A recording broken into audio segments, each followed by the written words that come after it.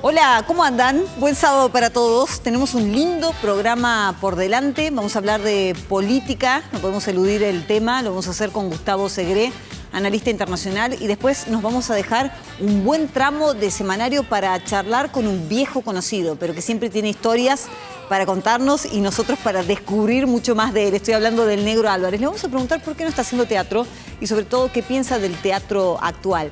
Bienvenidos, un gustazo para mí hacer semanario.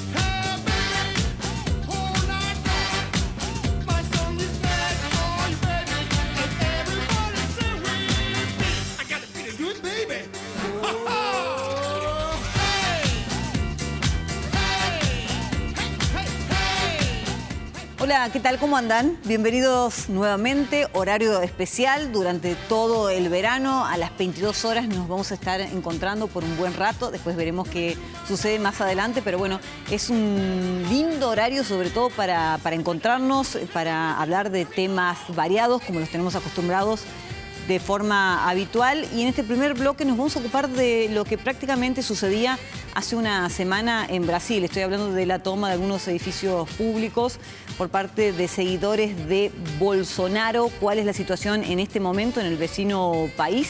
Se lo vamos a preguntar a Gustavo Segré, que es analista internacional y ya se suma a esta conversación. Gracias, Gustavo. ¿Cómo andás? Bienvenido. Buenas noches. Bien, muy bien. Gracias por la invitación. Bueno, la situación aquí está tranquila. Esto fue un desmán de algunos aloprados, como dijo el presidente Lula.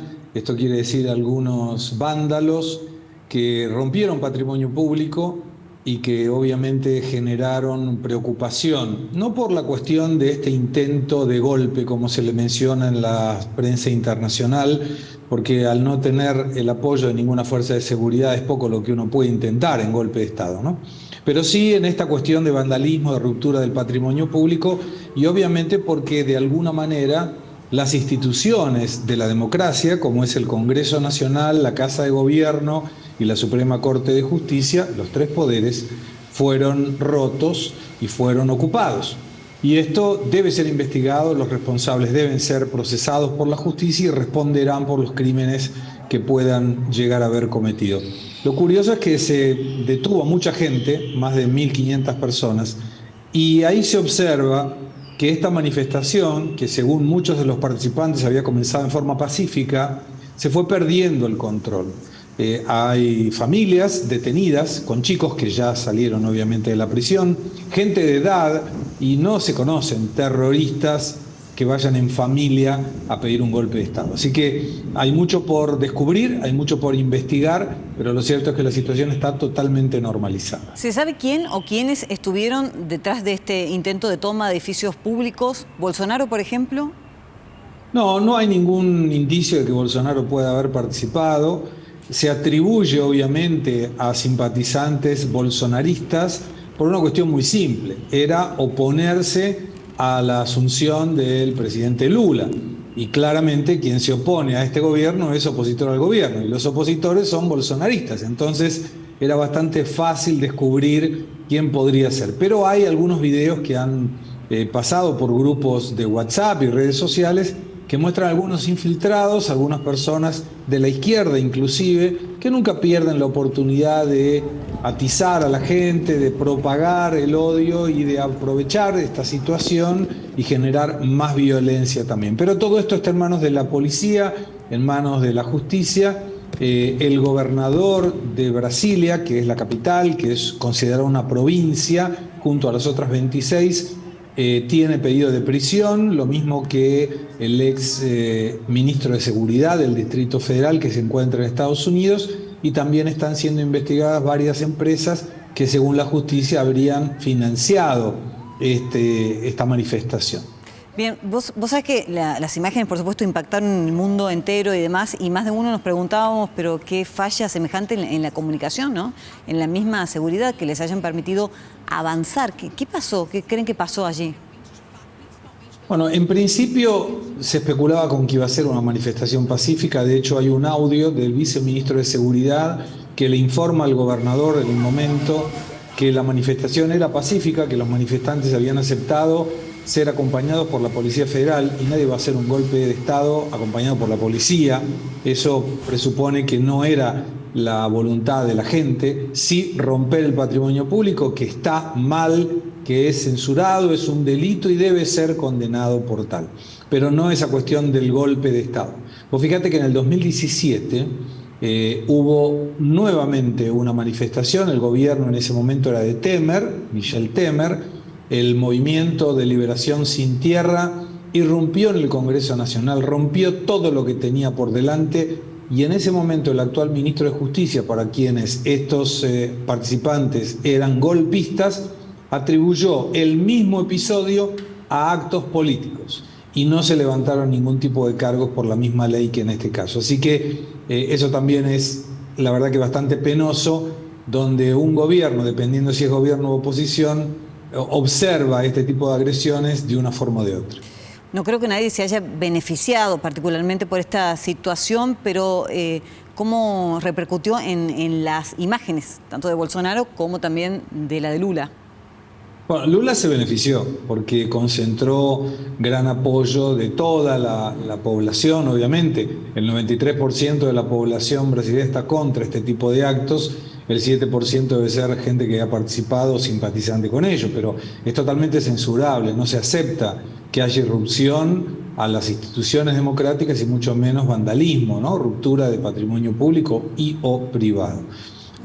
Obviamente esto fue muy bien aprovechado por el gobierno de Lula da Silva, hizo reuniones con presidentes de la Cámara de Diputados, del Senado, la Corte Suprema, los 26 gobernadores y el interventor del gobierno del Distrito Federal cruzaron la calle de la Explanada desde la Casa de Gobierno, se llama Palacio del Planalto, hasta el Superior Tribunal Federal, que es el edificio de la Corte Suprema, para reafirmar la cuestión democrática. Democracia que en ningún momento estuvo en riesgo, sí las cuestiones de los ataques al patrimonio, pero no por el hecho de unos locos y improvisados, 1.500 personas. La democracia o el sistema institucional democrático de Brasil estuvo en riesgo. Bien, está clarísimo. Y prácticamente a una semana, ¿cuál es el comentario, a lo mejor en las mesas, en las familias allí en Brasil? No, el comentario es por supuesto, desprecio a lo ocurrido. El mercado financiero muy tranquilo, el dólar bajó, la bolsa subió un poquito. Acá la noticia económica tiene que ver con un problema en el balance de una compañía de venta minorista y online muy conocida, que se llama Americanas, que presentó problemas de no contabilización por 4.000 millones de dólares. Esto causó un problema muy serio para la bolsa de valores.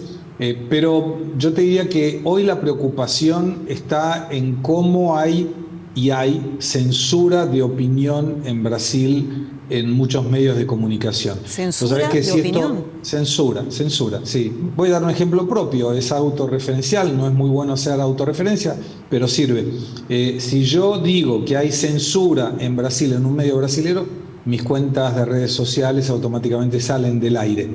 Y vos fíjate que hay periodistas que han tenido los pasaportes retenidos, hay diputados que han sido presos, y esto, si hubiera sido en un gobierno de derecha haciendo prisión a periodistas de izquierda, seguramente sería una materia a nivel internacional, y no lo es. Y hoy sí hay, vos fíjate que el propio gobierno Lula ha instrumentado la Secretaría de Comunicación para monitoramiento de redes sociales, algo bastante peligroso, y hay un Ministerio de la Verdad, y ese Ministerio de la Verdad busca, en teoría, combatir mensajes de odio y antidemocrático. El problema es que hay una subjetividad por parte de quien dice que mi comentario o mi dicho puede ser antidemocrático y automáticamente me levantan las redes sociales, y hay casos donde han bloqueado las cuentas corrientes de la gente que ha mencionado, por ejemplo, que quien manda en Brasil hoy no es Lula, sino un ministro de la Corte que se llama Alexandre de Moraes.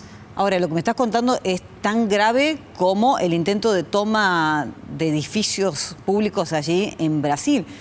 Y sí, seguramente recordarás que en algún momento se tiró la posibilidad, se barajó esa posibilidad en la Argentina de crear algún tipo de organismo que controle a las redes sociales, particularmente acá en la Argentina sucedió algo parecido, quedó por ahora desbaratado. Yo creo que dieron marcha atrás con esa idea, pero por cómo repercutió en la gente, en la sociedad. Ahora, Ministerio de la Verdad, así es el nombre.